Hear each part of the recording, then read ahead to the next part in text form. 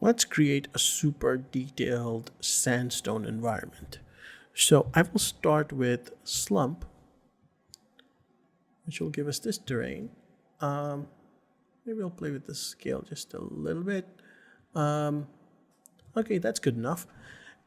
And on top of this, I will add a bit of erosion. I want to have like high down cutting so it can create these grooves.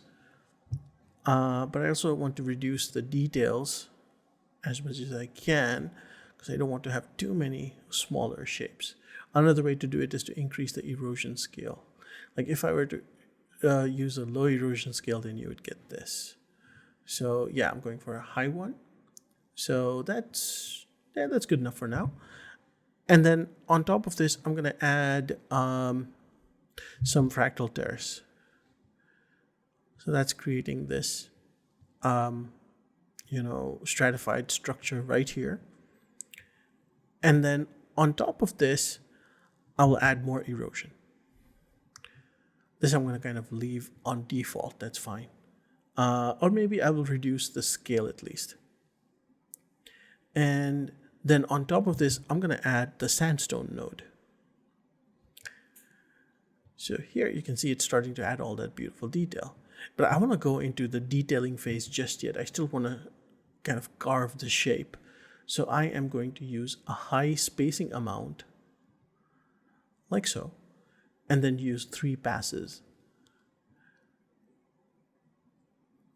I'm going to turn off chipping so it doesn't shave off some of the areas that I want to retain for the moment. This is really cool, although it's a bit sharp. So I'm going to increase the convexity. And there, you have more graduated steps. That's cool. Next, I'm going to add erosion again. And this time I'm going to reduce the suspended load, and I'm going to have more down cutting, like so. Again, high erosion scale, low detail, that's that. And I'm finally going to add one more sandstone. Just so we can see this better, I'll switch to 2K. So there, we have all this cool detail. Now, we can be done here. This is already looking great. We can get great texturing from this easily, as you'll see in a moment. But I want to take this to the next level. So I'll add one more sandstone on top of this. And this one, I'm going to change the direction by 45 degrees. And then I'm going to increase the spacing and increase the chaos.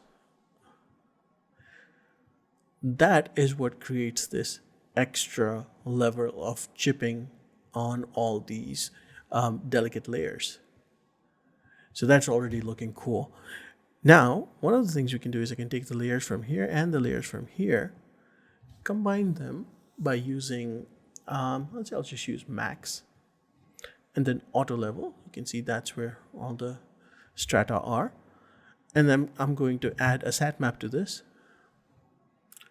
Oh, that's an unfortunate random sat map. Let's find something more colorful. Not this, not really something that fits with sandstone. Let me just scroll and try to find something manually.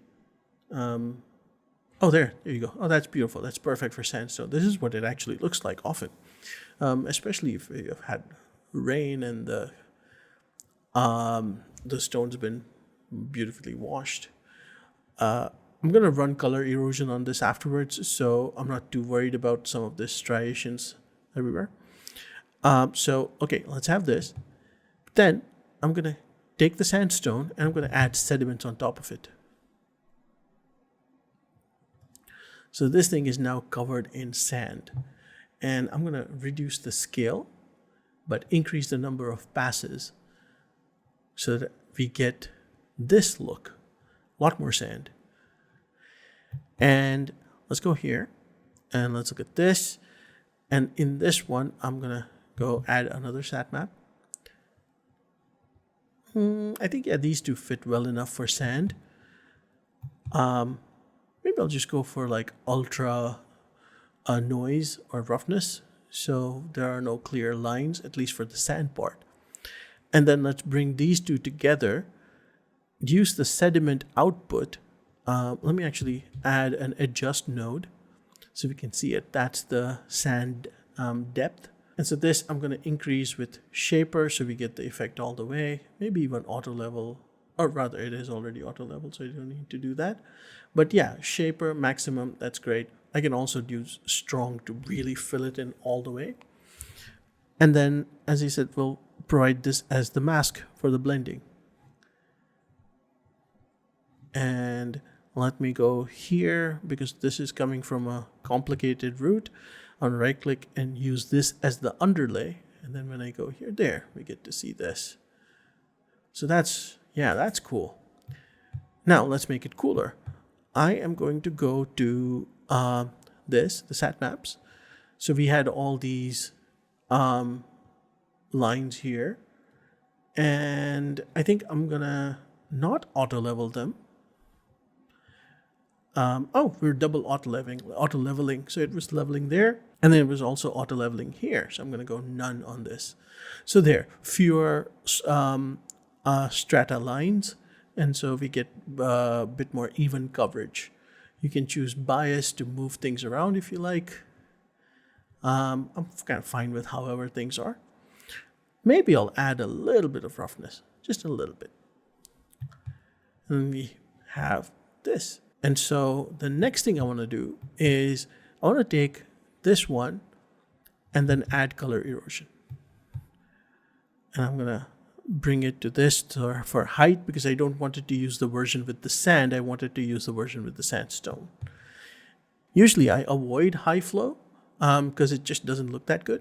But in this case, I want to have very high flow so that we don't have fluvial lines, like not too much at least. I'm going to reduce the color hold so these few flows are a bit more contained and not flowing away too much, but a high sediment density so that they do blend into each other. And so that's kind of like what we have. And I know it's not exactly, if I go back, if it's not exactly stratified in what we wanted, but that's going to be fine because some of these flows will be covered. So what I want to do is I want to go here and do the same thing. I want to do color erosion on this, but I want to have the height use the sediment output for its simulation. Again, here, high flow and lots of blending. Let's do a lot of color hold so this thing can flow down that well. And now we just replace these two. So this goes here, this goes here. And that's our new covered sandstone. Maybe if you don't want the purple here too much, if it feels a bit out of place, you can always just reverse this and have it be more like so. Go back here. And you now have this nice sandstone environment with lots of soil flow and so on. If you want less soil, that's easy enough. Go here, reduce the scale, and the soil amount will go down. You can also reduce the passes, and then it'll have fewer simulation runs, and so you can get more sandstone peeking out. Go back to the final, and you can see that's coming out. Lastly, if you think the edges are still blending a bit too softly, you can go to the adjust, here, the adjust, and just run equalize. You don't need strong, you don't need shaper. Or well, maybe you do need shaper.